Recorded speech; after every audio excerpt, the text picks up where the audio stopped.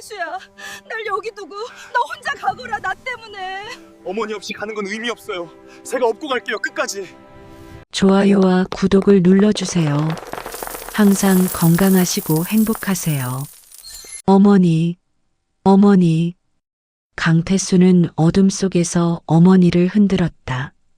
대답이 없었다. 손전등을 켰다. 빛이 이불을 비췄다. 붉은 얼룩이 번져 있었다. 비었다. 손이 떨렸다. 어머니 입가에도 피가 묻어 있었다. 72세 어머니가 거친 숨을 몰아쉬고 있었다. 괜찮으세요? 어머니, 눈 떠보세요. 천천히 눈을 뜨셨다. 초점이 흐렸다. 태수야? 네, 저예요. 어머니, 피를 토하셨어요. 미안하다. 미안하긴요. 제가 병원 데려갈게요. 하지만 알고 있었다. 병원에 가봤자 소용없다는 걸. 약이 없으니까. 엑스레이 기계가 고장 났으니까. 의사가 해줄 수 있는 건 집에서 쉬세요라는 말뿐이니까. 12시간 전으로 돌아가 보자. 2024년 11월 하순, 평양 외곽 암시장 골목. 해는 이미 넘어갔고 칠흑 같은 어둠이 깔려 있었다. 가로등은 몇 년째 꺼진 채였다. 태수는 약장수 앞에 서 있었다. 손바닥만 한 게 300원이라고요? 목소리를 낮췄다. 여기서 큰 소리 내면 안 됐다.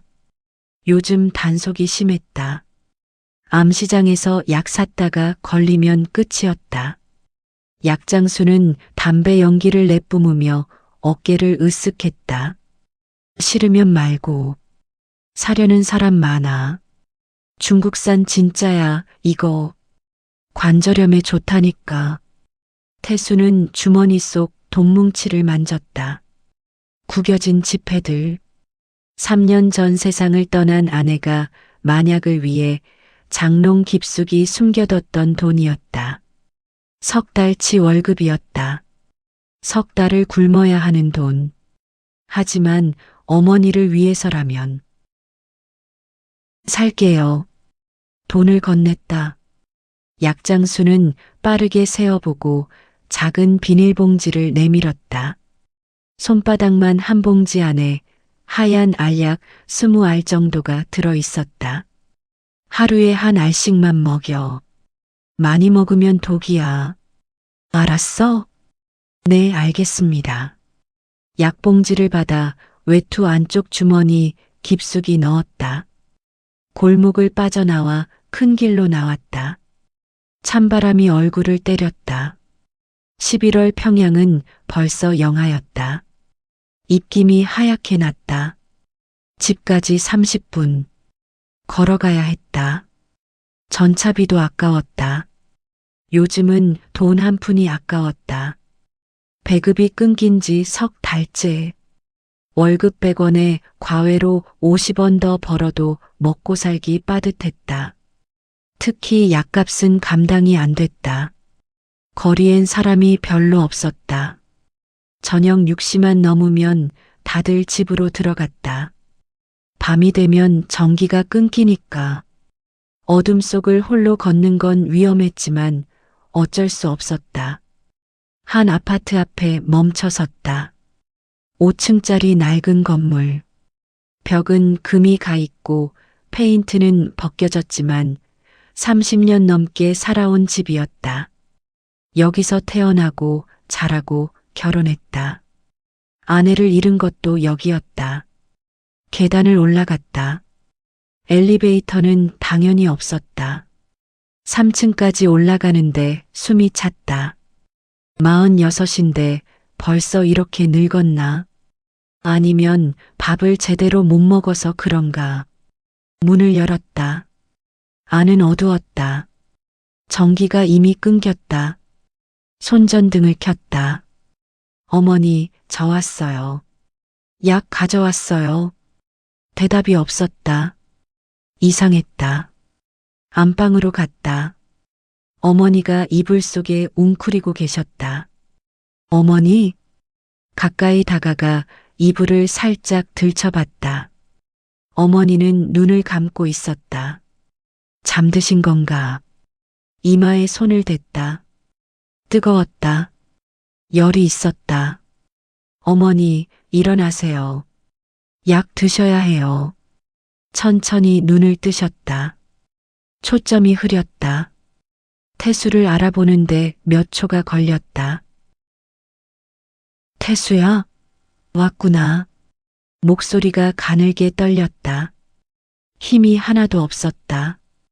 가슴이 내려앉았다. 불과 1년 전만 해도 어머니는 혼자 장도 보고 밥도 하고 빨래도 하셨다. 72세였지만 정정하셨다. 동네 아주머니들이 순애 씨는 참 팔팔하시네 하고 부러워할 정도였다. 그런데 지난 겨울부터 달라지기 시작했다. 처음엔 무릎이 아프다고 하셨다. 나이 들면 다 그렇지 뭐하고 넘어갔는데 점점 심해졌다. 무릎, 손목, 어깨, 허리, 온몸이 쑤신다고 하셨다. 병원에 갔더니 관절염이라고 했다. 약이 필요하다고 했다. 하지만 병원엔 약이 없었다. 요즘 배급이 안 들어온다는 말뿐이었다. 의사는 미안하다는 표정만 지었다. 그래서 암시장을 뒤졌다. 소문을 따라 여기저기 물어보고 오늘 겨우 구했다. 약 드릴게요. 기다리세요. 부엌으로 가서 냄비에 물을 끓였다. 다행히 가스는 나왔다. 물이 끓자 컵에 따르고 약봉지에서 하얀 알약 한 알을 꺼냈다. 정말 효과가 있을까? 암시장 약은 믿기 힘들었다. 밀가루 뭉쳐놓은 걸 약이라고 파는 경우도 있었다. 하지만 다른 방법이 없었다. 방으로 돌아가 어머니를 일으켰다. 등을 받쳐 앉혔다. 어머니는 인형처럼 가벼웠다. 살이 많이 빠지셨다. 손에 컵을 쥐어드리고 약을 입에 넣어드렸다. 물 드세요, 어머니. 천천히 삼키셨다. 그리고 기침을 했다. 작은 기침이었지만 온몸을 떨었다. 괜찮으세요? 응. 고맙다, 태수야. 다시 눕혔다. 이불을 덮어드렸다. 숨소리가 거칠었다. 부엌으로 나와 냉장고를 열었다. 거의 비어 있었다. 배추 몇 입, 무 조각, 된장 한 그릇. 그게 전부였다. 배급이 끊긴 지 석 달째. 시장에서 식량을 사려면 돈이 필요했다. 하지만 돈이 없었다. 태수는 중학교 체육교사였다. 아이들에게 체육을 가르쳤다. 월급은 한 달에 100원. 그걸로는 살 수 없었다. 그래서 몰래 과외를 했다. 집에서 공부 못하는 아이들에게 수학과 영어를 가르쳤다. 한 달에 50원 정도 더 벌었다. 합쳐도 150원. 턱없이 부족했다. 오늘 산 약이 300원. 2달치 수입이 한 번에 날아갔다. 식탁에 앉아 머리를 감쌌다. 막막했다. 어머니는 계속 아프고 약은 필요하고 돈은 없고 겨울은 다가오고 문득 생각났다. 서랍 깊숙이 숨겨둔 편지. 한 달 전에 온 편지.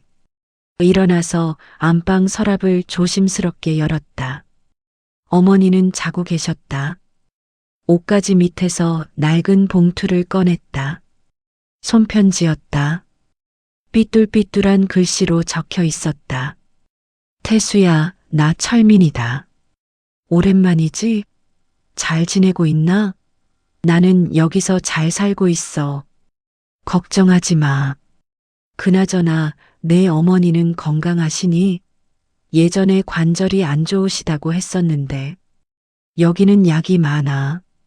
병원도 좋고 혹시 정말 혹시 어머니를 생각한다면 연락해.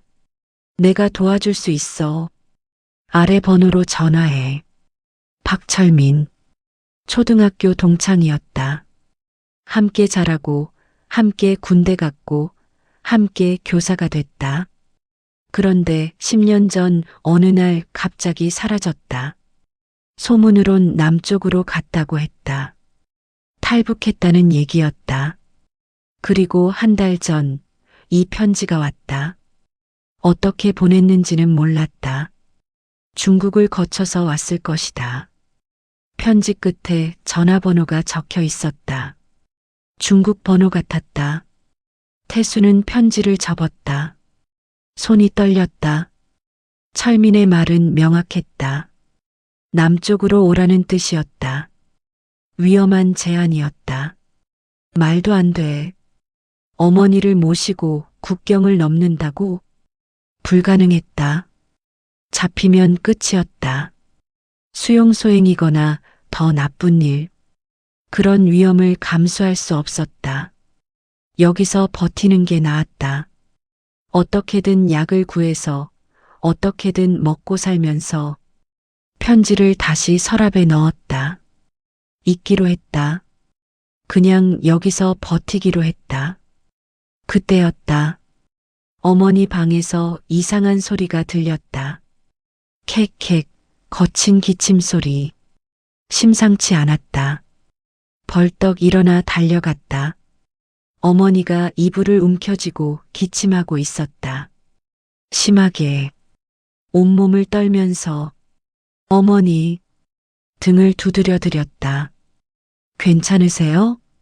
기침이 잠시 멈췄다. 어머니는 손으로 입을 가렸다. 손전등을 비췄다. 손바닥에 붉은 게 묻어 있었다. 비었다. 그리고 이불에도 베갯니에도 붉은 얼룩이 번져 있었다. 태수의 머릿속이 하얘졌다. 어머니, 피를 토하셨어요. 어머니는 힘없이 고개를 돌렸다. 미안하다, 태수야. 미안하긴요. 괜찮으세요? 어디가 아프세요? 괜찮아. 조금 쉬면. 하지만 괜찮지 않았다. 얼굴이 창백했다. 입술도 하얗게 질려 있었다. 숨도 가빴다. 태수는 어머니를 안았다. 가늘었다. 뼈만 남은 것 같았다. 이러다 어머니가 죽는다. 생각하기도 싫었지만 현실이었다. 약도 없고 치료도 못하고 이대로 가면 어머니는 겨울을 넘기지 못할 것이다. 그날 밤 태수는 잠들지 못했다. 어머니 옆에 앉아 있었다. 숨소리를 들었다. 거칠고 불규칙한 숨소리. 새벽 3시쯤 결심했다. 서랍을 열고 편지를 다시 꺼냈다. 그리고 또 다른 서랍에서 무언가를 꺼냈다. 낡은 핸드폰. 밀수폰이라고 불리는 중국 통신 핸드폰. 3년 전에 혹시 몰라서 사뒀던 거였다. 한 번도 안 썼지만 배터리가 있었다. 충전도 돼 있었다. 켰다. 화면이 켜졌다. 신호도 잡혔다. 철민의 번호를 눌렀다. 손이 떨렸다. 통화 버튼 위에서 손가락이 멈췄다. 정말 할 거야? 이 전화를 하는 순간 모든 게 바뀐다. 돌이킬 수 없게. 하지만 어머니를 봤다. 창백한 얼굴, 거친 숨소리, 이불에 묻은 핏자국. 버튼을 눌렀다. 신호음이 울렸다. 한 번, 두 번, 세 번, 네 번째에 연결됐다. 여보세요? 철민의 목소리였다. 10년 만에 듣는 목소리. 변하지 않았다.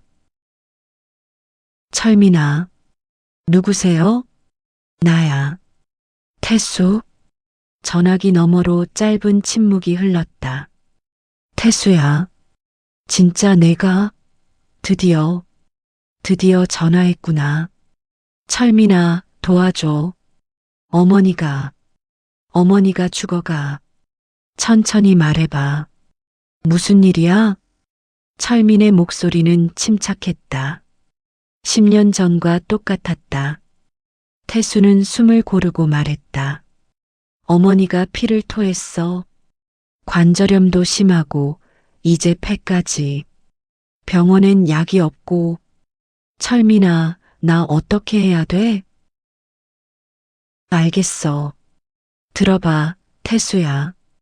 지금부터 내가 하는 말 잘 들어. 메모할 수 있어? 응. 일단 진정해. 도와줄 수 있어. 하지만 쉽진 않아. 준비가 필요해. 어떤 준비? 해산으로 와야 해. 거기서 사람을 만날 거야. 그 사람이 중국까지 데려다 줄 거고, 거기서 나한테 연락하면 내가 남쪽까지 연결해 줄게.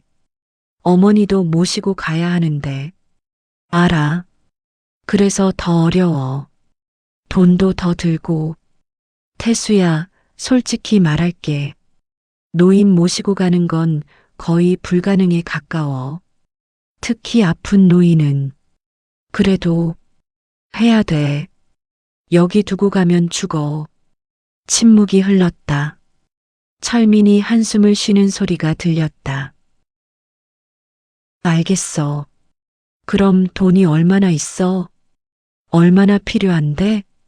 정상적으로는 한 사람당 500. 둘이면 1000. 근데 어머니 상태가 안 좋으면 더 들 수도 있어. 1000원. 태수의 머릿속이 복잡해졌다. 6년 넘게 벌어야 하는 돈. 불가능한 금액이었다. 그렇게 많이. 미안해. 나도 어쩔 수 없어. 중간 사람들한테 다 나눠줘야 하거든. 국경 경비병들한테도 주고, 브로커들한테도 주고. 안 그러면 못 가. 집에 있는 거 다 팔면 얼마나 나올까? 뭐가 있는데? TV, 장롱, 이불. 안에 유품도 있어. 다 팔아. 금이나 은 있으면 더 좋고. 아버지 유품은? 태수는 망설였다. 아버지 유품. 군복무 시절 받은 훈장이 있었다. 2등 공훈상. 아버지가 평생 자랑스러워 하시던 것. 있어. 훈장? 그것도 팔아야 할 거야. 태수야, 미안하지만 감상에 젖을 상황이 아니야. 어머니 목숨이 걸린 일이잖아. 알아. 그렇게 할게. 좋아. 그럼 일주일 안에 돈 모아서 해산으로 와. 기차역에 내 사람이 있을 거야. 이름은 김수철. 50대 남자고 검은 점퍼 입고 있을 거야. 박철민이 보냈다고 하면 알아들을 거야. 알았어. 태수야, 조심해. 밀수폰 오래 쓰면 추적당해. 지금 끊을게. 해산 도착하면 김수철한테 연락처 받아서 다시 전화해. 응.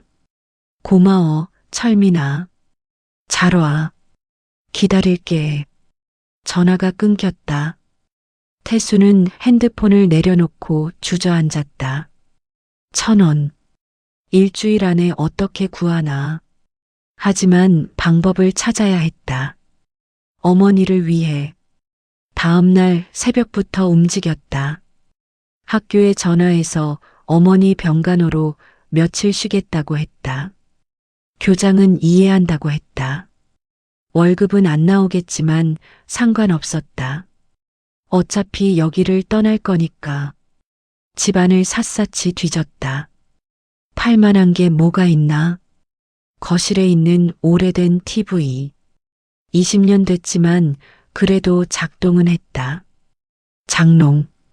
낡았지만 나무라서 값이 조금 나갈 것이다. 이불, 그릇, 냄비, 시계. 하나하나 꺼내 정리했다. 어머니가 깨어나서 물었다. 태수야, 뭐하니? 아, 어머니. 좀 정리하려고요. 왜? 이사라도 가니? 태수는 대답하지 않았다. 어머니는 더 묻지 않았다. 알고 계신 것 같았다. 뭔가 큰일이 벌어지고 있다는 걸. 오후에 암시장으로 갔다. TV를 들고 무거웠다.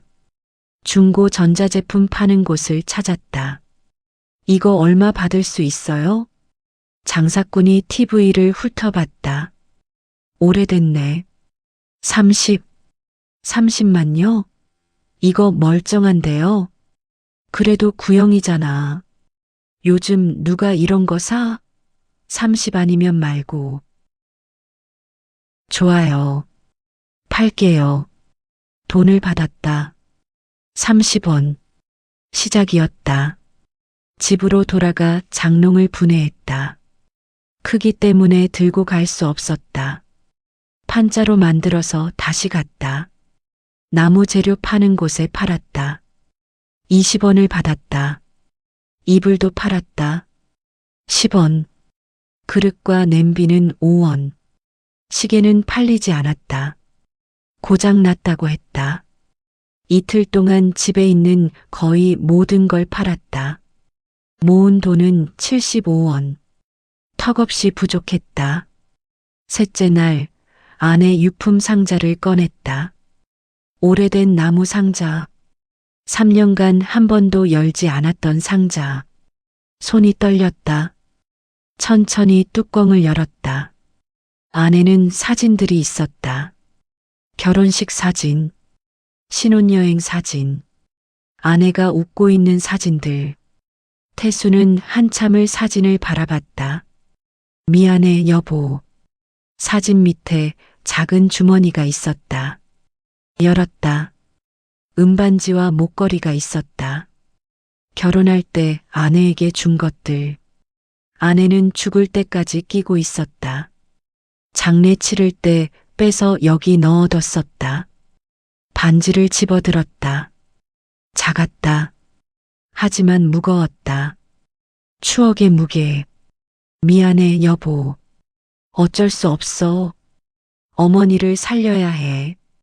반지와 목걸이를 챙겨 암시장 귀금속 가게로 갔다. 이거 얼마예요? 주인이 저울에 달아봤다. 은이네. 50만요? 이거 결혼 반지인데요. 은은 값이 안 나가요. 금이었으면 좋았을 텐데. 50? 이게 최선이에요. 태수는 눈물이 날 것 같았다. 하지만 참았다. 팔게요. 돈을 받았다. 이제 125원. 여전히 부족했다. 넷째 날 마지막 수단을 생각했다. 아버지 유품. 서랍 깊숙한 곳에서 꺼냈다. 작은 상자. 열자 훈장이 있었다. 금속 메달. 조국 보위 2등 공훈상이라고 새겨져 있었다. 아버지는 이걸 평생 자랑스러워 하셨다. 명절 때마다 꺼내서 보여주셨다. 나는 조국을 위해 싸웠다고 하시면서 돌아가시기 전에도 이걸 보셨다. 태수는 훈장을 쥐었다. 손이 떨렸다. 아버지, 미안해요. 하지만 어머니를 살려야 해요. 암시장 골목을 다시 찾았다.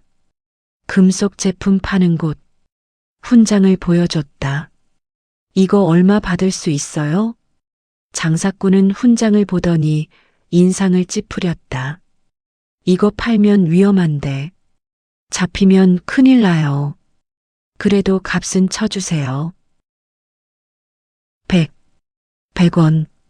아버지의 평생이 100원. 가슴이 찢어지는 것 같았다. 팔게요. 확실해요? 나중에 후회하지 말고. 확실해요. 장사꾼은 돈을 건넸다. 태수는 받았다. 이제 225원. 목표의 4분의 1도 안 됐지만 더는 팔 게 없었다. 집은 텅 비었다. 벽만 남았다. 집으로 돌아왔다. 어머니가 빈 거실을 보고 계셨다. 다 팔았구나. 네. 우리 어디 가니? 좋은 곳이요. 어머니 건강해질 수 있는 곳. 어머니는 고개를 끄덕였다. 알았다. 너 믿는다. 그날 밤 철민에게 다시 전화했다. 짧게 225만 모았어. 그것밖에. 그래도 안 되는 건 아니야. 대신 중간에 걸어야 하는 구간이 엄청 길어질 거야. 각오해. 괜찮아. 그럼 모레까지 해산으로 와. 늦으면 안 돼. 겨울 되면 더 위험해져. 알았어. 전화를 끊고 배낭을 챙기기 시작했다. 작은 배낭 2개. 어머니 옷 2벌, 태수 옷 2벌. 물병, 주먹밥 몇 개. 어머니 약. 그게 전부였다. 무거우면 안 됐다. 출발 전날 밤 어머니에게 말했다. 어머니, 내일 떠나요. 응, 알았다. 힘들 거예요. 많이. 괜찮아. 너랑 함께니까.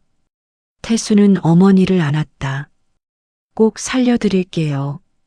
어떤 일이 있어도. 그날 밤 아내 영정 앞에 섰다. 사진 속 아내는 웃고 있었다. 여보, 미안해. 혼자 두고 가서. 어머니 모시고 남쪽 가야 해. 거기서 어머니 치료하고 언젠가 다시 만나자. 잘 있어. 절을 했다. 새벽 5시 어머니를 깨웠다. 어머니, 이제 가야 해요. 옷을 입히고 배낭을 챙겼다. 집을 나서며 뒤돌아봤다. 30년을 산 집. 이제 다시는 못 올 곳. 문을 잠그고 열쇠를 우편함에 넣었다. 이웃 아주머니가 나중에 찾을 것이다. 역까지 걸어갔다. 어머니를 부축하며 30분이 걸렸다. 기차표를 샀다. 해산행 2장. 친척 문병 간다고 했다. 영무원은 의심스러운 눈으로 봤지만 표를 끊어줬다. 플랫폼에서 기차를 기다렸다. 사람들이 몇 명 있었다. 다들 어디론가 가는 사람들. 누구도 서로에게 관심 없었다. 기차가 들어왔다. 낡고 삐걱거렸다. 어머니를 부축해 올라 창가 자리에 앉혔다. 기차가 출발했다. 천천히. 평양을 벗어났다. 창밖으로 익숙한 풍경이 지나갔다. 아파트, 공장, 논밭. 어머니가 창밖을 보며 말했다. 예쁘구나. 네. 태수야. 네. 고맙다. 괜찮아요, 어머니. 어머니는 태수 손을 잡았다. 차가웠다. 기차는 북쪽으로 달렸다. 국경을 향해 12시간의 여정이 시작됐다. 기차는 북쪽으로 계속 달렸다. 창밖 풍경이 바뀌었다. 평야에서 산으로. 집들이 점점 드물어졌다. 사람도 적어졌다. 나무가 많아졌다. 낙엽은 이미 다 떨어지고 앙상한 가지만 남았다. 어머니는 중간중간 잠들었다. 태수는 깨우지 않았다. 체력을 아껴야 했다. 앞으로 더 힘든 일이 기다리고 있었다. 점심때쯤 차장이 지나가며 소리쳤다. 도시락 사실 분. 사람들이 몇 명 샀다. 태수는 주머니를 뒤져 돈을 꺼냈다. 5원이 있었다. 도시락은 3원이었다. 하나 샀다. 어머니랑 나눠 먹어야 했다. 도시락을 열었다. 옥수수밥과 김치 조금. 그게 전부였다. 하지만 고마웠다. 어머니를 깨웠다. 어머니, 밥 드세요. 절반을 떼어드렸다. 어머니는 조금 드시고 고개를 저었다. 너 먹어라. 너 힘들잖니. 저도 먹어요. 어머니도 드세요. 정말 배불러. 너 다 먹어. 태수는 어머니가 드신 게 몇 숟가락 안 된다는 걸 알았다. 하지만 우겨봤자 소용없었다. 어머니는 고집이 세셨다. 오후가 되자 해가 기울기 시작했다. 11월 말 해가 일찍 졌다. 4시쯤 되니 벌써 어두워졌다. 기차는 산길을 달렸다. 터널을 몇 번 지났다. 어둠 속을 달릴 때마다 귀가 먹먹해졌다. 저녁 6시쯤 차장이 소리쳤다. 해산역입니다. 태수는 벌떡 일어났다. 어머니를 부축해 일으켰다. 배낭을 챙겼다. 기차가 멈췄다. 해산역이었다. 작은 역이었다. 플랫폼도 짧았다. 내리는 사람도 몇 명 안 됐다. 기차에서 내렸다. 밖은 벌써 깜깜했다. 그리고 추웠다. 평양보다 훨씬 추웠다. 어머니가 부들부들 떨었다. 괜찮으세요? 응. 추운데. 태수는 자기 외투를 벗어 어머니 어깨에 걸쳐줬다. 이거 입으세요. 너는? 저는 괜찮아요. 하지만 괜찮지 않았다. 바람이 뼛속까지 스며들었다. 입김이 하얗게 나왔다. 역 밖으로 나왔다. 주변을 둘러봤다. 낯선 도시. 처음 와본 곳. 어디로 가야 하나? 김수철을 어떻게 찾지? 그때 누군가 다가왔다. 50대쯤 되어 보이는 남자. 검은 점퍼를 입고 있었다. 강태수 동무. 태수는 놀라 쳐다봤다. 네, 어떻게? 박철민 동무가 보냈습니다. 저는 김수철이요. 저를 따라오세요. 철민이 보낸 사람이었다. 안도의 한숨이 나왔다. 아, 네. 고맙습니다. 김수철은 말없이 앞서 걸었다. 태수는 어머니를 부축하며 따라갔다. 역 주변을 벗어나 골목으로 들어갔다. 좁은 골목. 불빛도 없었다. 달빛만 의지해 걸었다. 한참을 걸었다. 외곽으로 나갔다. 집들이 듬성듬성 있는 곳. 한 집 앞에 멈췄다. 작은 단층 집이었다. 담도 없었다. 김수철이 문을 두드렸다. 안에서 불빛이 새어나왔다. 문이 열렸다. 들어오세요. 안은 좁았다. 방 2개, 부엌 하나. 난로가 있었다. 타닥타닥 소리를 내며 불이 타고 있었다. 따뜻했다. 여기 앉으시오. 어머니를 난로 앞에 앉혔다. 손을 비비며 몸을 녹이셨다. 여기서 하룻밤 쉬시오. 내일 저녁에 움직일 겁니다. 고맙습니다. 그런데 비용은 박철민 동무한테 들었소? 225 있다고. 그걸로 최선을 다하겠소. 하지만 쉽진 않을 거요. 알겠습니다. 노인네 상태가 어떻소? 관절염이 심하고 폐도 안 좋으세요. 김수철은 걱정스러운 얼굴을 했다. 걸을 수 있소? 조금은요. 하지만 올해는 못 걸으세요. 그럼 업어야겠군. 어쨌든 내일 밤까지 푹 쉬시오. 앞으로 며칠간 힘들 테니까. 김수철은 밥을 가져왔다. 옥수수밥과 된장국. 간단했지만 따뜻했다. 드시오. 어머니를 깨워 밥을 먹였다. 조금 드시고 다시 주무셨다. 태수도 먹었다. 배가 고팠다. 아침부터 제대로 못 먹었으니까. 식사 후 김수철이 말했다. 내일 저녁 9시에 출발합니다. 국경까지는 걸어서 2시간 정도 걸려요. 조용히 가야 하고 빨리 가야 해요. 노인네 때문에 늦으면 위험해요. 최선을 다하겠습니다. 참고로 아주 위험합니다. 국경 순찰이 삼엄해요. 요즘 단속이 심해졌어요. 잡히면 말을 멈췄다. 설명이 필요 없었다. 다들 알고 있었다. 조심하겠습니다. 밤에 움직이니까 추울 거요. 옷 따뜻한 거 준비했어? 이게 전부예요. 김수철은 한숨을 쉬었다. 잠깐 기다리시오. 나갔다가 담요 2장을 가져왔다. 이거라도 두르시오. 밖은 영하예요. 고맙습니다. 김수철은 나갔다. 태수와 어머니만 남았다. 방을 둘러봤다. 낡았지만 깨끗했다. 이불도 있었다. 오랜만에 제대로 된 잠자리였다. 어머니를 방으로 모셨다. 이불을 덮어드렸다. 어머니, 편하게 주무세요. 응. 너도 자거라. 네. 하지만 잠이 오지 않았다. 내일이 걱정됐다. 국경을 넘는다.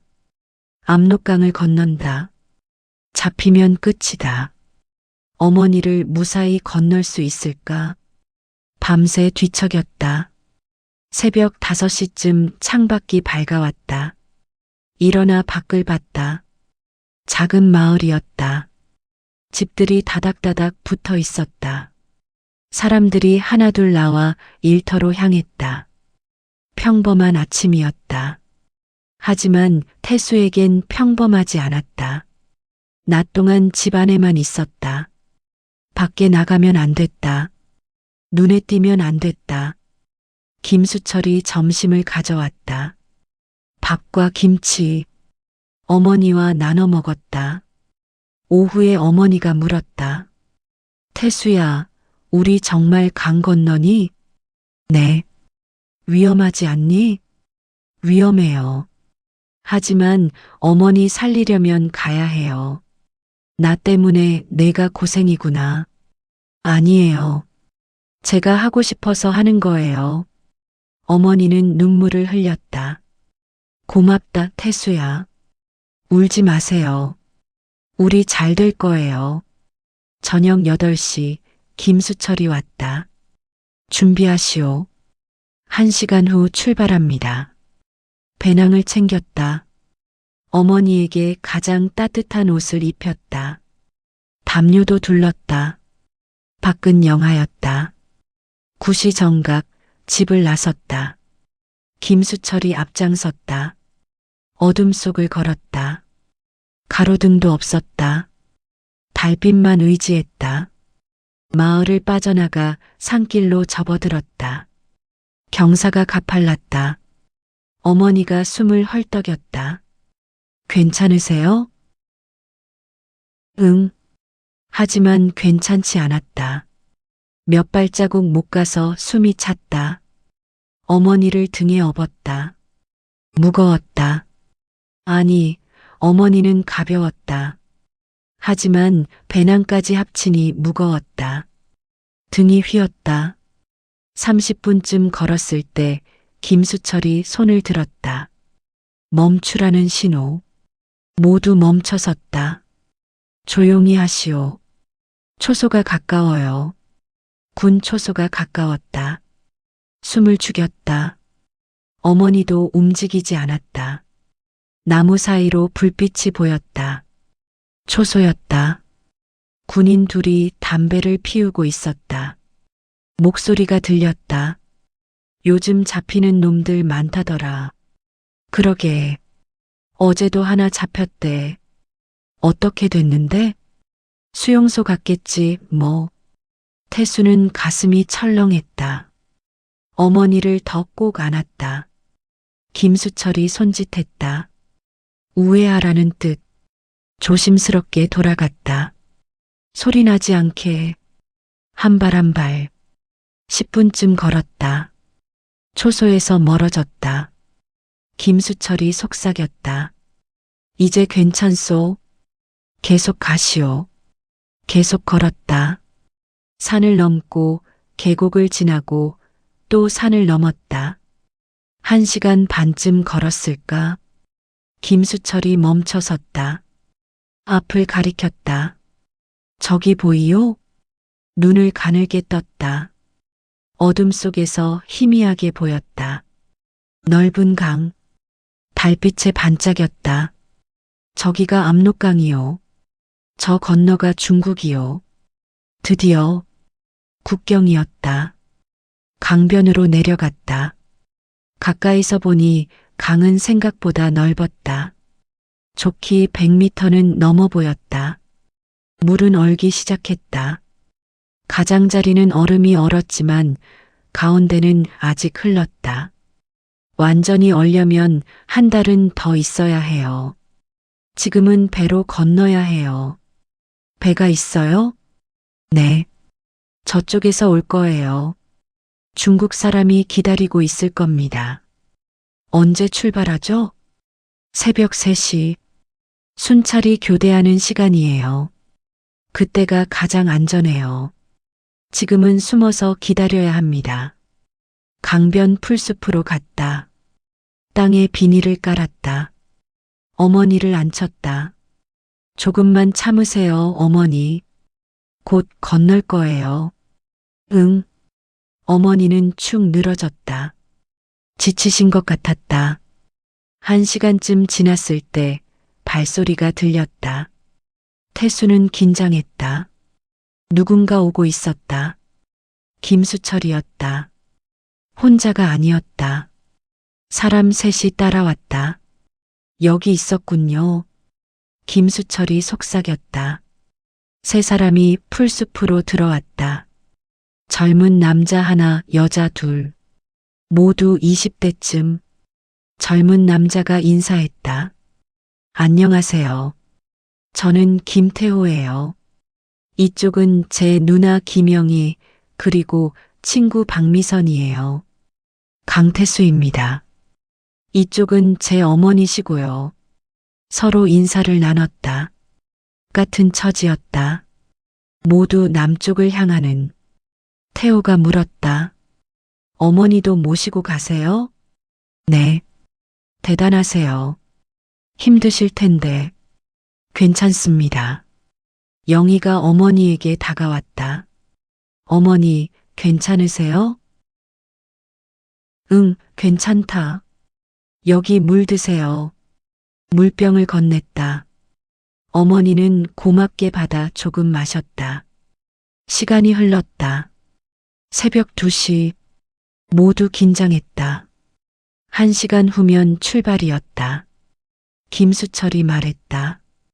다들 준비하시오. 배가 곧 올 겁니다. 일어섰다. 배낭을 챙겼다. 어머니를 일으켰다. 어머니, 이제 가요. 응. 강가로 조심스럽게 다가갔다. 물소리가 들렸다. 찰랑찰랑. 잔잔했다. 김수철이 손전등으로 강 건너편에 신호를 보냈다. 짧게 3번 깜빡였다. 잠시 후 건너편에서도 빛이 깜빡였다. 답신이었다. 배가 오고 있소. 물소리가 가까워졌다. 작은 배가 보였다. 나무배. 노를 저어오고 있었다. 배가 가까이 왔다. 중국 사람이 타고 있었다. 50대쯤. 무뚝뚝한 얼굴. 빨리 타요. 중국어였지만 알아들을 수 있었다. 어머니를 부축해 배에 태웠다. 조심스럽게. 배가 흔들렸다. 다른 사람들도 탔다. 태호, 영희, 미선. 모두 5명.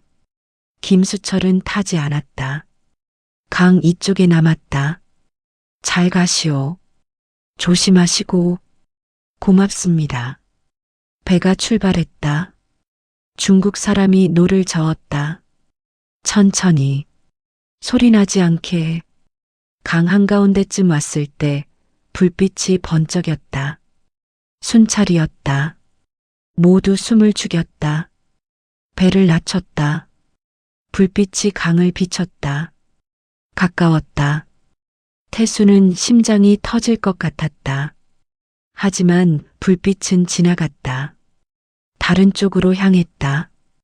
다행이었다. 10분 후 건너편에 도착했다. 중국 땅. 태수는 처음으로 국경을 벗어났다. 평생 북에서만 살았는데 이제 바뀌었다. 배에서 내렸다. 땅을 밟았다. 중국 땅. 다르지 않았다. 똑같은 흙, 똑같은 풀. 하지만 의미는 달랐다. 여기는 다른 나라였다. 북이 아니었다. 중국 사람이 말했다. 따라와요. 안전한 곳으로. 숲속으로 들어갔다. 1시간쯤 걸어 작은 마을이 나왔다. 집 한 채로 들어갔다. 여기서 쉬세요. 다음 사람 올 때까지. 중국 사람은 나갔다. 5명만 남았다. 태호가 말했다. 와, 진짜 건넜네요. 영희가 울었다. 우리 진짜 해냈어. 미선도 울었다. 기쁨의 눈물. 태수는 어머니를 쳐다봤다. 어머니는 지쳐 있었다. 하지만 미소 지었다. 잘했다, 태수야. 아직 멀었어요, 어머니. 그래도 여기까지 왔잖니. 어머니 손을 잡았다. 차가웠다. 난로 앞에 앉혔다.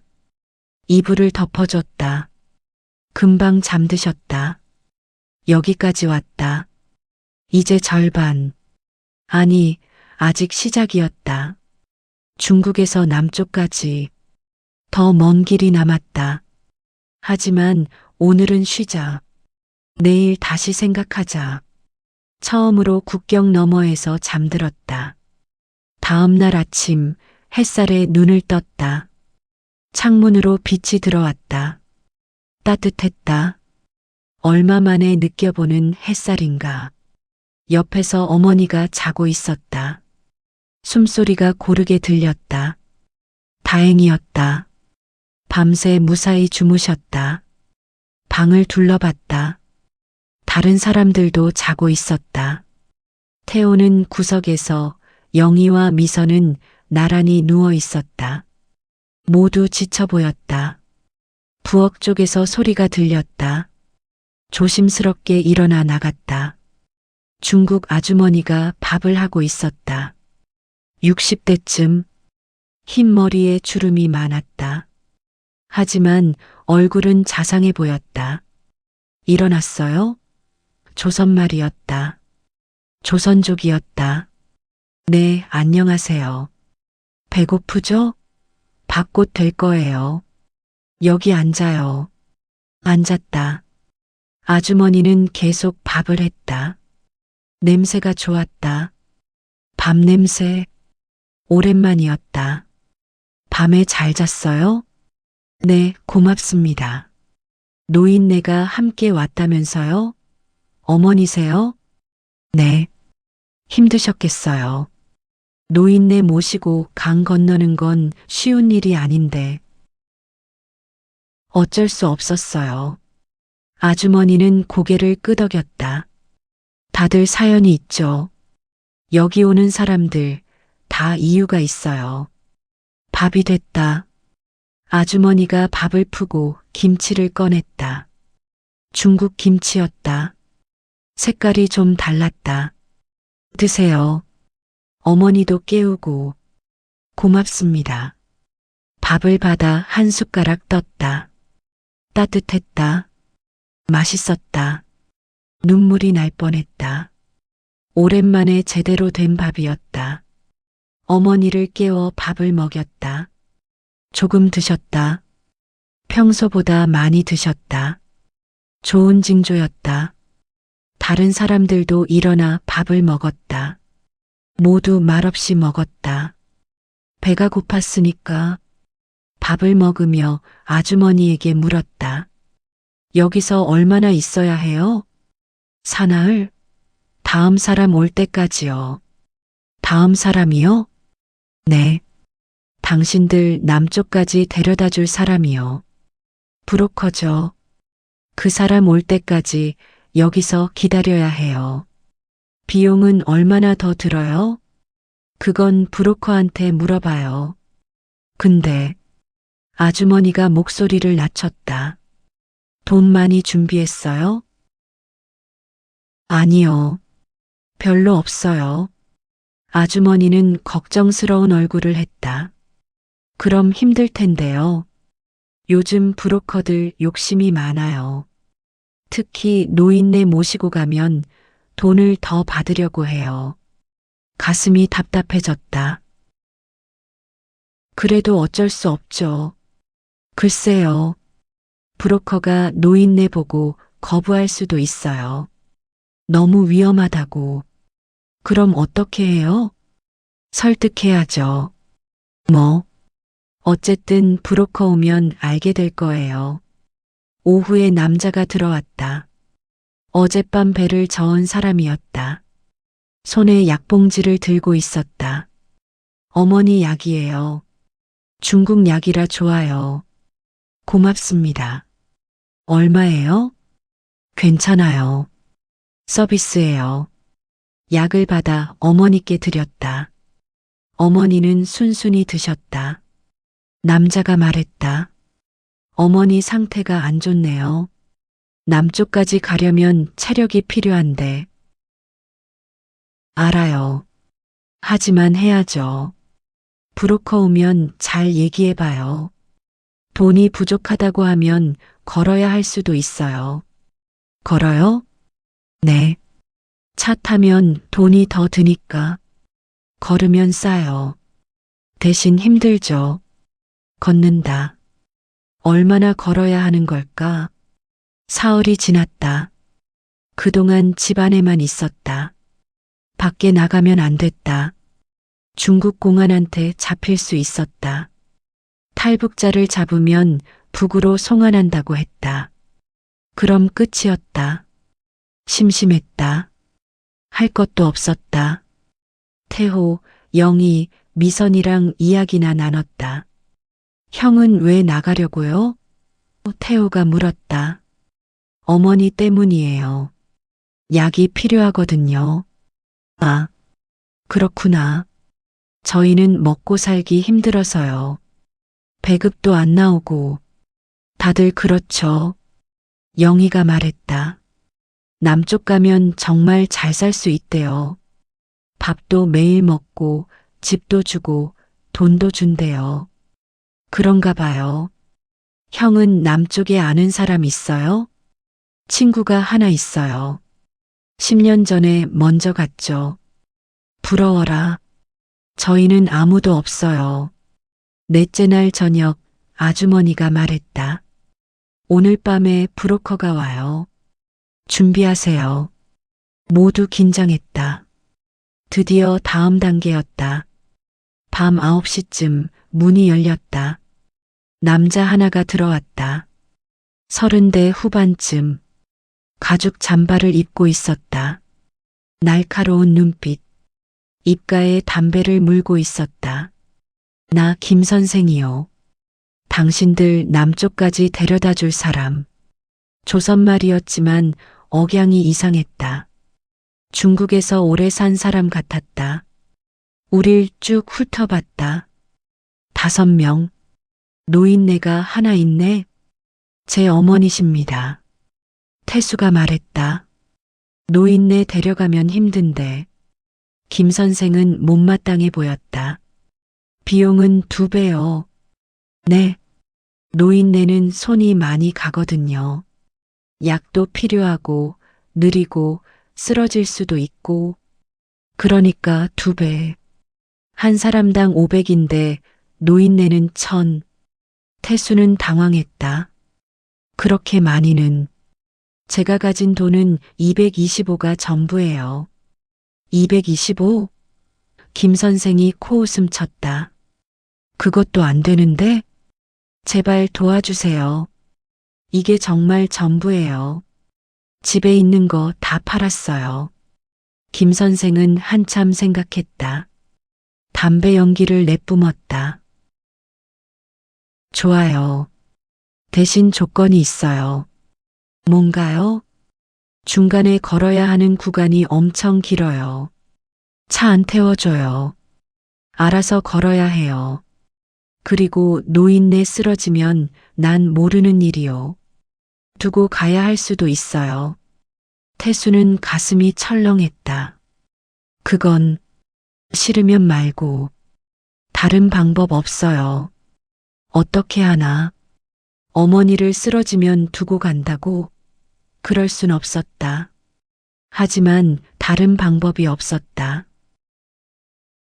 알겠습니다. 그렇게 하겠습니다. 확실해요? 네. 얼마나 걸어야 하는지 알아요? 얼마나요? 400km. 일주일은 걸릴 거요. 산길, 논길 다 걸어야 해요. 밤에만 움직여요. 낮엔 숨어야 하고. 일주일을 걸어서 어머니가 감당할 수 있을까? 해보겠습니다. 김 선생은 고개를 끄덕였다. 돈 먼저 주시오. 태수는 주머니에서 돈을 꺼냈다. 225원. 전 재산이었다. 손이 떨렸다. 김 선생은 돈을 세어봤다. 맞네요. 그럼 내일 새벽에 출발하오. 준비하시오. 알겠습니다. 김 선생은 나갔다. 방이 조용해졌다. 태호가 말했다. 형, 괜찮겠어요? 일주일을 걸어서. 해야죠. 어쩔 수 없으니까. 영희가 말했다. 저희가 도와드릴게요. 어머니 짐 좀 들어드릴게요. 고마워요. 미선도 말했다. 우리 다 함께 가는 거잖아요. 도와드릴게요. 태수는 고마웠다. 혼자가 아니었다. 그날 밤 어머니 옆에 누웠다. 어머니, 내일부터 좀 힘들 거예요. 괜찮아. 내가 있으니까. 일주일을 걸어야 해요. 하루에 몇 시간씩? 할 수 있어. 하지만 목소리에 힘이 없었다. 태수는 걱정됐다. 제발, 제발 무사히 가게 해주세요. 누구한테 기도하는 건지 몰랐다. 하지만 기도했다. 간절히. 밖에서 바람 소리가 들렸다. 12월이 다가오고 있었다. 겨울이 시작되고 있었다. 일주일의 행군이 내일 시작된다. 새벽 4시 김 선생이 문을 두드렸다. 일어나요. 출발해야 해요. 모두 일어나 짐을 챙겼다. 태수는 어머니를 일으켰다. 어머니, 가야 해요. 어머니는 천천히 일어났다. 얼굴이 창백했다. 밤새 제대로 못 주무신 것 같았다. 옷을 입혔다. 가장 따뜻한 옷으로. 밖은 영하였다. 배낭을 챙기고 담요를 둘렀다. 밖으로 나갔다. 어두웠다. 차가운 바람이 불었다. 12월 초, 겨울이었다. 김 선생이 앞장섰다. 따라오세요. 조용히. 마을을 빠져나가 들판으로 나갔다. 평평했다. 걷기 쉬웠다. 하지만 추웠다. 바람이 강했다. 30분쯤 걸었을 때 산길로 접어들었다. 경사가 가팔랐다. 어머니가 힘들어했다. 괜찮으세요? 응. 하지만 몇 분 못 가 숨이 찼다. 멈춰섰다. 잠깐. 쉬자. 김 선생이 뒤돌아봤다. 쉴 시간 없어요. 해 뜨기 전에 다음 은신처 가야 해요. 조금만요. 안 돼요. 빨리. 태수는 어머니를 등에 업었다. 무거웠다. 아니, 어머니는 가벼웠다. 하지만 배낭까지 합치니 무거웠다. 등이 휘었다. 다리가 떨렸다. 걷기 시작했다. 한 걸음 한 걸음. 숨이 찼다. 땀이 났다. 추운데도 땀이 났다. 1시간쯤 걸었을 때 어머니가 속삭였다. 내려놔라. 내가 힘들겠다. 괜찮아요. 아니야. 내려놔. 잠깐 내려놨다. 어머니는 혼자 걸었다. 느렸다. 너무 느렸다. 다른 사람들이 기다려야 했다. 김 선생이 짜증을 냈다. 빨리 못 가요? 이러다 해 뜨겠어. 죄송합니다. 다시 업었다. 빠르게 걸었다. 다리가 후들거렸다. 쓰러질 것 같았다. 하지만 버텼다. 해가 뜰 무렵 작은 움막에 도착했다. 산속 은신처였다. 여기서 낮 동안 쉬어요. 밤에 다시 출발해요. 움막 안으로 들어갔다. 좁았다. 5명이 빼곡히 앉았다. 어머니를 눕혔다. 숨을 헐떡이셨다. 얼굴이 창백했다. 입술도 하얗게 질려 있었다. 어머니, 물 드세요. 물을 입에 대줬다. 조금 마시고 고개를 돌렸다. 영희가 주먹밥을 꺼냈다. 아주머니 준 거예요. 드세요. 모두 나눠 먹었다. 어머니 몫을 떼어 입에 넣어드렸다. 천천히 씹으셨다. 조금만. 낮 동안 쉬었다. 어머니는 계속 주무셨다. 깨어나지 않았다. 태수는 옆에서 지켰다. 저녁 7시 김 선생이 말했다. 출발합니다. 다시 걸었다. 밤새도록. 산길, 농길, 마을 외곽. 사람 눈에 띄지 않는 길로만 갔다. 어머니는 더 이상 혼자 걸을 수 없었다. 태수가 계속 업었다. 등이 아팠다. 어깨가 저렸다. 허리가 끊어질 것 같았다. 하지만 멈출 수 없었다. 새벽 5시쯤 다리가 풀렸다. 그 자리에 주저앉았다. 어머니와 함께 형? 태호가 달려왔다. 괜찮아. 잠깐만. 하지만 일어날 수가 없었다. 다리에 힘이 하나도 없었다. 김 선생이 뒤돌아봤다. 뭐 하는 거요? 빨리 일어나요. 죄송합니다. 잠깐만요. 시간 없어요. 해 뜨기 전에 다음 은신처 가야 해요. 태호가 말했다. 제가 도와드릴게요. 어머니, 제가 업을게요. 아니야, 괜찮아. 형은 쉬어요. 제가 할게요. 태호는 어머니를 업었다. 젊은 사람이라 그런지 거뜬해 보였다. 고맙다. 일어섰다. 다리가 떨렸다. 하지만 걸을 수는 있었다. 다시 출발했다. 1시간 더 걸어 폐가에 도착했다. 지붕이 반쯤 무너진 집. 안으로 들어가 쉬었다. 탈진해서 바로 잠들었다. 깨어났을 때 오후였다. 몸을 일으켰다. 온몸이 아팠다. 근육통이 심했다. 옆에 어머니가 누워 있었다. 어머니? 대답이 없었다. 가슴이 철렁했다. 흔들었다. 어머니, 어머니. 천천히 눈을 떴다. 초점이 없었다. 태수야. 내 어머니. 미안하다. 나 때문에. 무슨 말씀을 그렇게 해요. 너만. 가거라. 안 돼요. 같이 가야죠. 어머니는 고개를 저었다. 난 못 가겠다. 태수는 울컥했다. 눈물이 났다. 어머니, 조금만 더 힘내세요. 거의 다 왔어요. 거짓말. 아직 멀었잖니. 맞았다. 아직 나흘은 더 가야 했다. 어머니가 버틸 수 있을까? 영희가 다가왔다. 아주머니, 이거 드세요. 약을 건넸다. 중국에서 가져온 진통제. 어머니는 약을 먹었다. 조금 나아 보였다. 하지만 여전히 약했다. 그날 밤도 걸었다. 태수와 태호가 번갈아 어머니를 업었다. 미선도 가끔 도왔다. 영희는 짐을 더 들어줬다. 모두가 힘을 합쳤다. 사흘째 되는 날 어머니가 쓰러졌다.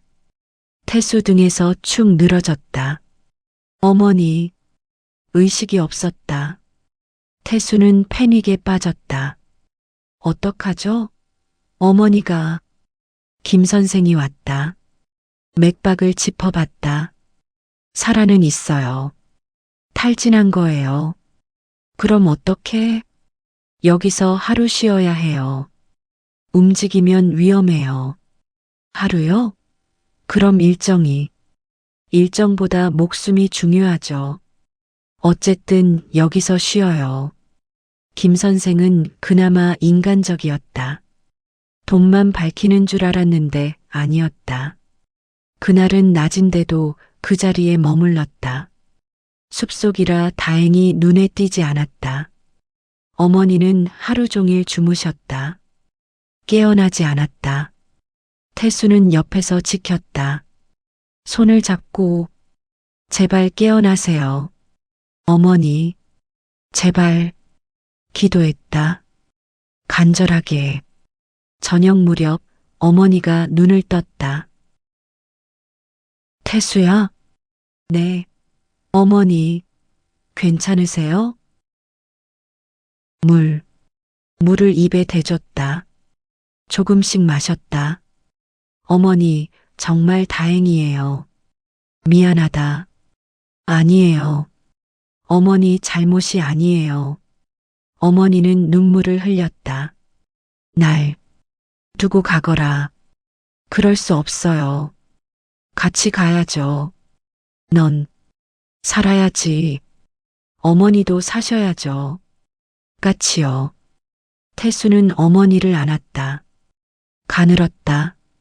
뼈만 남은 것 같았다. 포기하지 않을게요. 끝까지 모시고 갈게요. 다짐했다. 어떤 일이 있어도. 다음 날 어머니는 조금 회복됐다. 일어날 수 있었다. 걸을 수는 없었지만 김 선생이 말했다.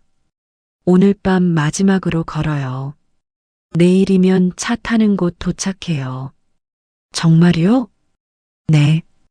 거기서 라오스까지 차로 가요. 그럼 걷기는 끝이에요. 모두 안도의 한숨을 쉬었다. 드디어였다. 그날 밤 걸었다. 마지막 여정. 모두 힘을 냈다. 어머니를 업었다. 무거웠지만 버텼다. 마지막이니까. 새벽 4시쯤 작은 마을에 도착했다. 한족 마을이었다.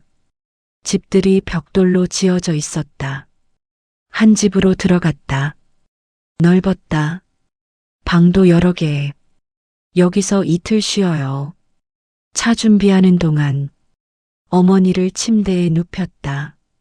이번엔 진짜 침대가 있었다. 푹신했다. 어머니는 편해 보이셨다. 어머니, 이제 걷기는 끝났어요. 정말? 네. 이제 차로 가요. 다행이다. 미소를 지으셨다. 오랜만에 보는 미소였다. 이틀간 제대로 쉬었다. 밥도 먹고 씻기도 하고 사람 같은 생활이었다. 어머니도 많이 나아지셨다. 걸을 수는 없었지만 정신은 또렷했다. 셋째 날 아침 김 선생이 말했다. 오늘 출발해요. 차가 왔어요. 밖으로 나가니 트럭이 있었다. 작은 화물차. 뒤에 짐칸이 있었다. 저기 타요. 짐칸으로 들어갔다. 좁았다. 5명이 옹기종기 앉았다.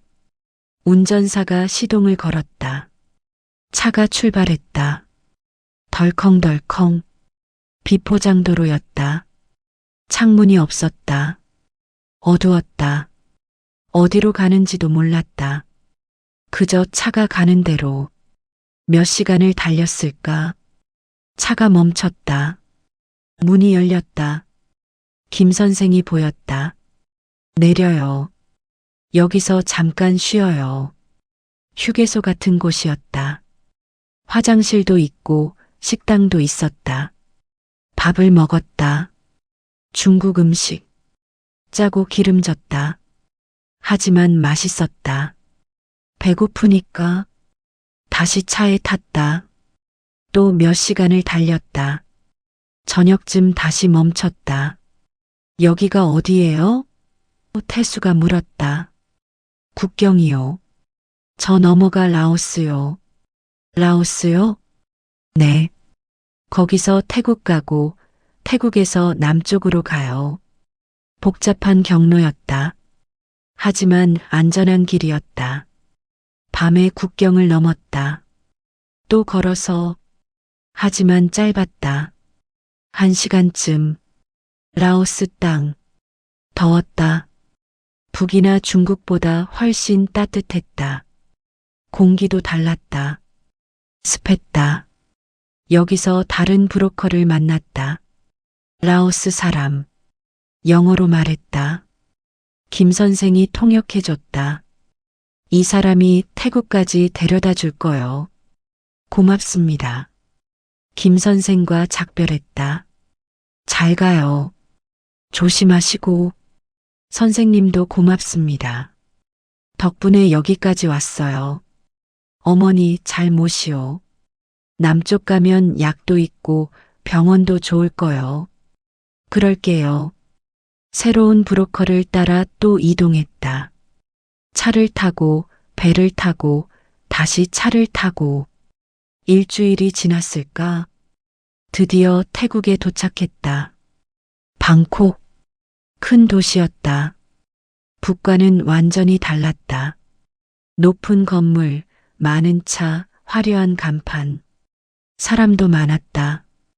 옷차림도 달랐다. 여기서 한국 대사관에 갔다. 탈북자 보호 신청. 직원이 친절하게 맞았다. 어서 오세요. 힘드셨죠? 네. 이제 괜찮아요. 여기서 절차 밟으면 한국 갈 수 있어요. 서류를 작성했다. 신원 확인, 면담. 복잡했다.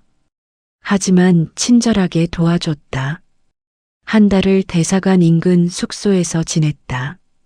어머니는 병원 치료를 받았다. 한국 돈으로. 무료였다. 약을 먹고 주사를 맞고 제대로 된 음식을 먹으니 어머니가 많이 나아지셨다. 어머니, 얼굴이 좋아지셨어요. 응. 여기 와서 살 것 같다. 다행이에요. 내 덕분이야. 고맙다. 천만에요. 한 달 후 비행기 표가 나왔다. 인천행. 공항으로 갔다. 처음 타보는 비행기. 태수는 긴장했다. 어머니는 신기해했다.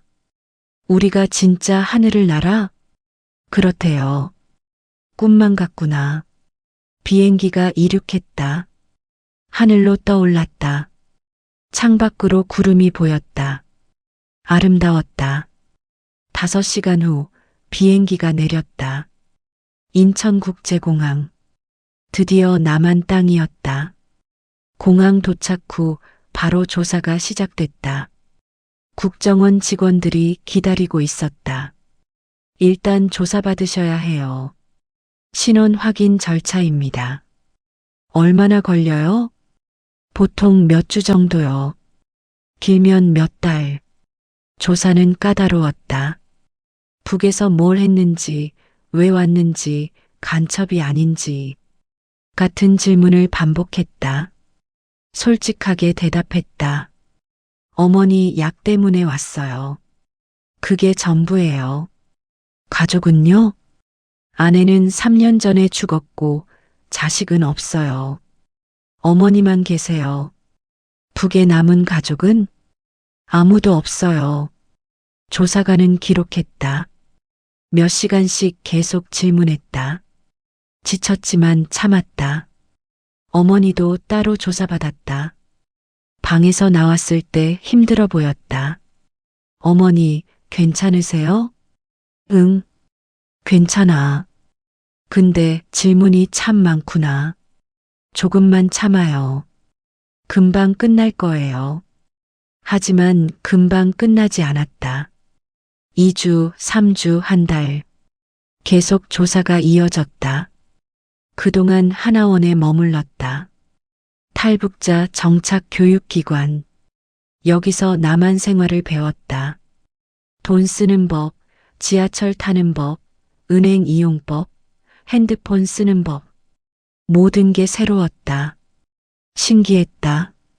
태수는 열심히 배웠다. 빨리 적응하고 싶었다. 어머니를 위해 안정적인 생활을 만들고 싶었다. 2달쯤 지났을 때 드디어 조사가 끝났다. 합격입니다. 이제 사회로 나가실 수 있어요. 정말요? 네. 정착 지원금도 나와요. 주거 지원도 있고요. 정부에서 지원해주는 임대 아파트를 받았다. 경기도 어느 도시. 작았지만 깨끗했다. 방 2개, 거실, 부엌, 화장실. 완전했다. 이사하는 날 어머니를 모시고 집에 들어갔다. 어머니, 이제 우리 집이에요. 정말? 네. 어머니가 눈물을 흘렸다. 꿈만 같다. 이제 평안하게 사세요. 가구도 지원받았다. 침대, 식탁, 냉장고, TV, 세탁기. 기본적인 것들. 처음으로 냉장고 문을 열었을 때 어머니가 놀랐다. 이게 다 뭐니? 환영 선물이래요. 동네 주민들이 준 거예요. 우유, 김치, 반찬, 과일, 달걀. 가득했다. 이렇게 좋을 수가. 그날 저녁 처음으로 남한 땅에서 밥을 먹었다. 따뜻한 밥, 김치찌개, 김치, 계란말이. 평범한 식사였지만 최고였다. 맛있다, 어머니? 응, 맛있어. 어머니는 계속 우셨다. 기쁨의 눈물. 다음 날부터 일자리를 알아봤다. 하나원에서 소개받은 곳들. 공장, 식당, 청소, 택배. 택배 상하차 일을 시작했다. 힘들었지만 돈은 괜찮았다. 한 달에 200만 원 정도. 북에서 한 달에 100원 벌 때를 생각하면 엄청난 돈이었다. 어머니는 병원을 다녔다. 동네 보건소. 여기서도 약을 받았다. 무료로. 건강보험 덕분에. 어머니, 약 잘 드세요. 응. 이제 약이 많아서 좋다. 북에서는 약 하나 구하는 게 하늘의 별 따기였는데 어머니는 날마다 좋아지셨다. 걸을 수도 있게 됐다. 지팡이 짚고. 석 달쯤 지났을 때 철민에게 연락했다. 전화번호를 알고 있었으니까. 여보세요? 철민아, 나야. 태수? 태수야.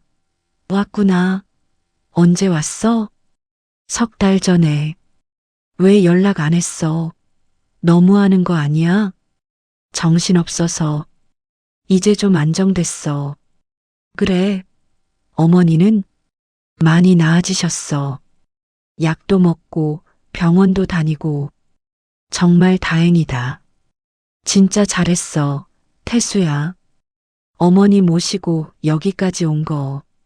너 덕분이야. 아니야. 내가 용기 낸 거지. 나 지금 간다. 주소 보내. 1시간 후 철민이 왔다. 10년 만이었다. 늙었다. 머리도 희끗희끗했다. 하지만 웃는 얼굴은 그대로였다. 태수야, 철민아. 둘은 껴안았다. 눈물이 났다. 잘 왔다. 정말 잘 왔어. 너 덕분이야. 아니야. 내가 잘한 거지. 철민은 어머니께 인사했다. 어머니, 오랜만이에요. 기억하세요? 그래, 철민이. 잘 지냈니? 네. 덕분에요. 어머니, 건강해 보이셔서 다행이에요. 셋이 저녁을 먹었다. 배달 치킨. 북에선 먹어본 적 없는 음식. 맛있었다. 태수야, 앞으로 뭐 할 거야? 일단 돈 좀 모으려고. 그 다음엔 작은 가게라도 하나 차리고 싶어. 좋은 생각이야. 뭐 필요한 거 있으면 말해. 도와줄게. 고마워. 철민은 밤늦게까지 있다가 갔다. 자주 보자. 이제 가족이니까. 그래. 문을 닫고 어머니를 봤다. 어머니, 행복하세요? 응. 정말 행복해. 여기 와서. 저도요. 그날 밤 창밖을 봤다. 아파트 불빛들이 반짝였다. 사람들의 삶. 각자의 이야기. 태수도 이제 여기 사람이었다. 평양을 떠난 지 3개월. 압록강을 건넌 지 2개월. 드디어 새로운 삶이 시작됐다. 1년이 지났다. 택배 일을 계속하며 돈을 모았다. 열심히 일했다. 새벽부터 밤까지. 주말도 없었다. 어머니는 많이 회복했다. 이제 혼자 걸을 수 있었다. 장도 보고 밥도 하고 빨래도 했다. 예전 모습으로 돌아왔다. 어머니, 오늘 저녁 뭐예요? 김치찌개. 또요? 어제도 그거였는데. 내가 좋아하잖니. 그렇긴 한데. 모자는 웃었다. 평범한 대화. 하지만 소중한 일상. 그의 가을, 드디어 목표를 이뤘다. 작은 식당을 차렸다. 평양냉면집. 철민이 도와줬다. 내가 초기 비용 좀 보탤게. 아니야, 괜찮아. 아니야. 내가 어머니 모시고 여기까지 온 거, 나도 감동받았어. 내가 돕고 싶어. 고마워. 작은 가게였다. 테이블 6개. 주방도 작았다. 하지만 태수에겐 꿈이었다. 간판을 달았다. 평양냉면. 간단했다. 처음엔 손님이 없었다.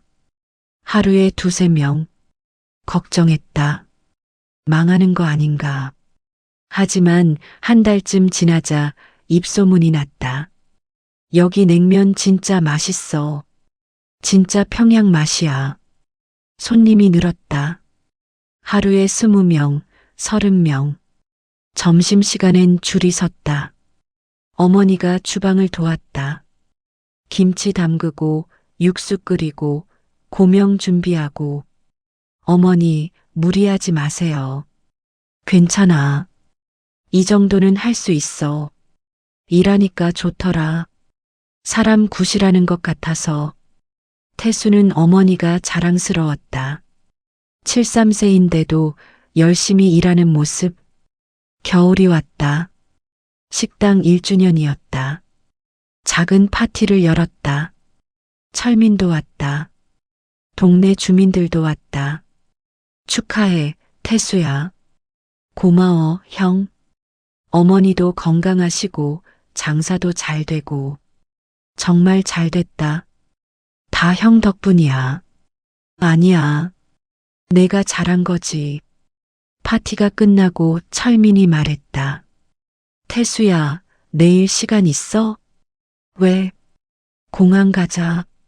누가 온대? 누가? 태호. 기억나? 같이 넘어오네. 아, 태호? 그 친구가?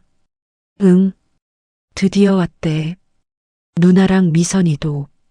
다음 날 철민과 함께 인천공항으로 갔다. 입국장 앞에서 기다렸다. 문이 열렸다. 사람들이 나왔다. 그 중에 태호가 보였다. 누나 영희, 미선도 함께. 형? 태호야. 달려가 안았다. 1년 반 만이었다. 잘 왔다. 정말 잘 왔어. 형 덕분에 용기 냈어요. 형이 어머니 모시고 온 거 보고 저도 할 수 있다고 생각했어요. 무슨 소리야?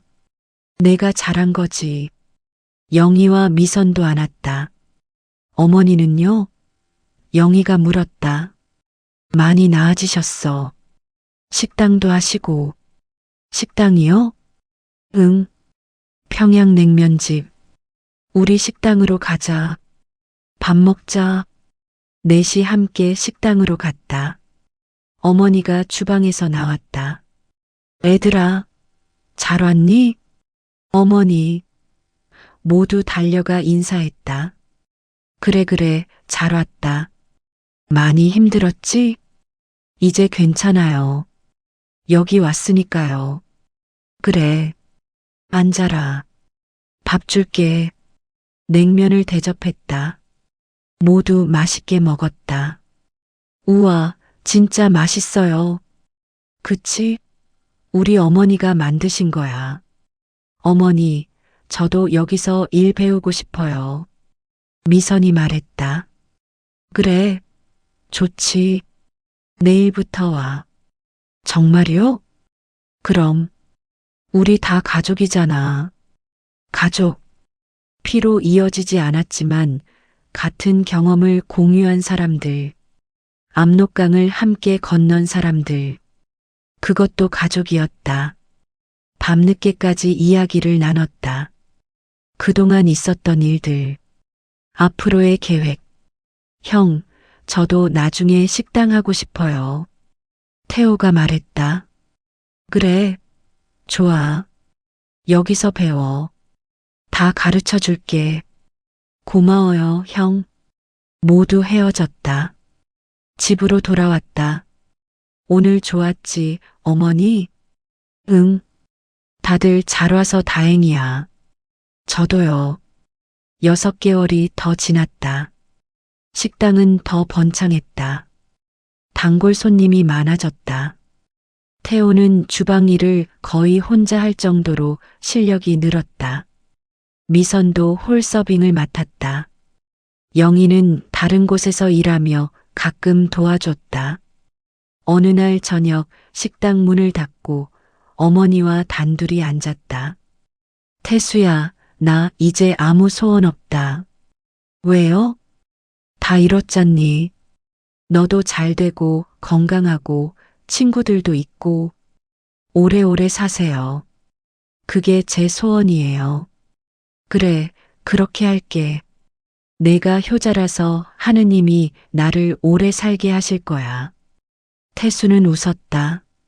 그날 밤 침대에 누워 생각했다.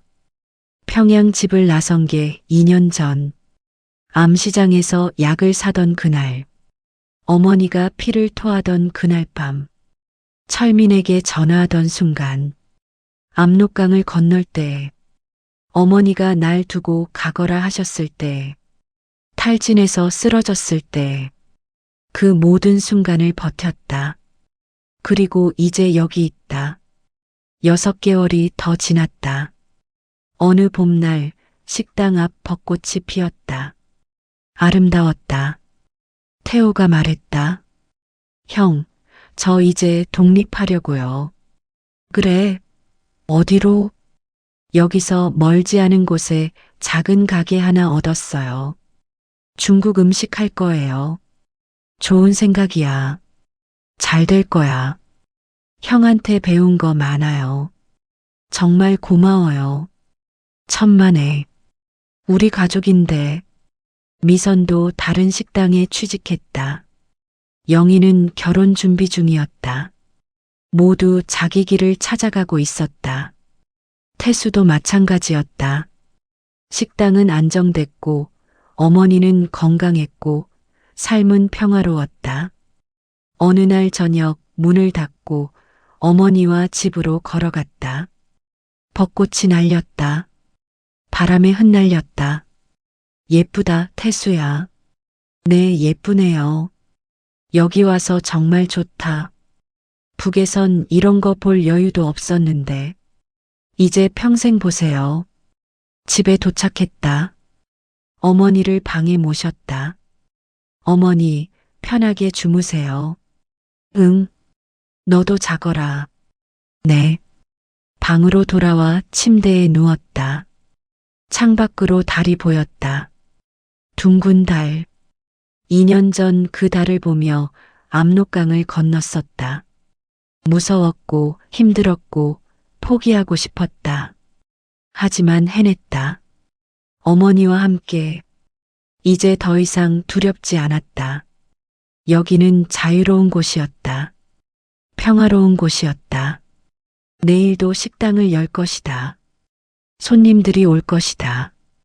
어머니가 주방에서 육수를 끓일 것이다. 평범한 일상. 하지만 기적 같은 일상. 북에서 남으로, 어둠에서 빛으로, 절망에서 희망으로. 태수와 어머니의 여정은 끝났다. 아니, 새로운 여정이 시작되었다.